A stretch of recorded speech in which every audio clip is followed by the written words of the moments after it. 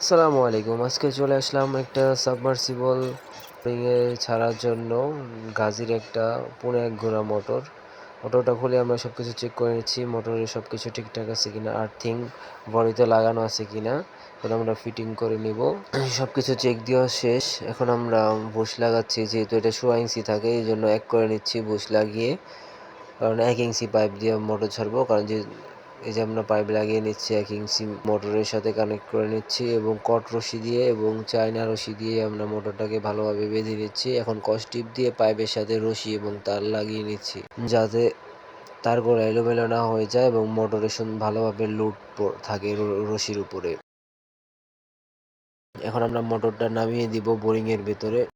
একের পর এক পাইপ জোড়া লাগিয়ে নিচ্ছি। আমাদের কাজ শেষ, কারণ কাজের মাঝখানে ভিডিও করা যায় না, এই জন্য পুরো ভিডিও দেখাতে পারলাম না।